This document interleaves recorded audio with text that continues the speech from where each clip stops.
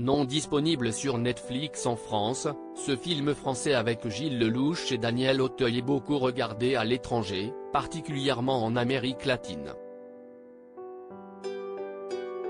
Il atteint ainsi la 7e place du top 10 des films étrangers les plus vus dans le monde. Sorti le 12 janvier 2022 en salle, le film de Fred Cavaillé, Pour elle, à bout portant, le jeu, Adieu Monsieur Hoffman, mettant en scène Daniel Auteuil, Gilles Lellouche et Sarah Giraudot fait actuellement un carton sur Netflix à l'international. Avec 2,85 millions d'heures de visionnage la semaine dernière, du lundi 9 au dimanche 15 janvier 2023, ce drame historique se place à la 7e position des films étrangers, non anglophones, dans le top 10 Netflix des films les plus visionnés.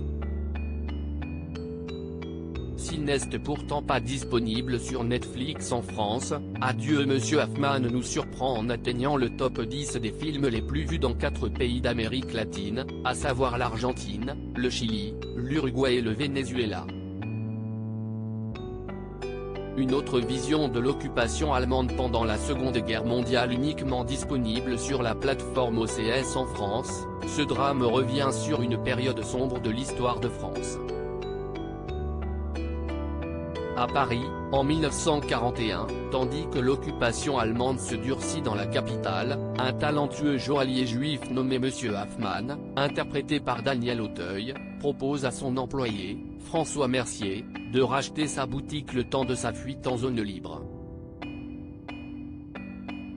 Si ce dernier, joué par Gilles Lellouche, n'aspire qu'à fonder une famille avec la femme qu'il aime, interprétée par Sarah Giraudot, son ascension sociale va non seulement bouleverser son destin, mais surtout lui monter à la tête, le transformant en un homme que ni sa femme ni son ancien patron ne reconnaîtront.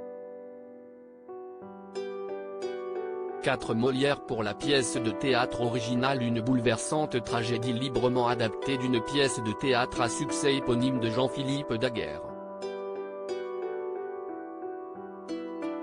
Si cette dernière a remporté pas moins de 4 Molières en 2018, sur 6 nominations, dont celui du meilleur spectacle du théâtre privé et celui du meilleur auteur francophone vivant, le film a globalement reçu de belles critiques à sa sortie.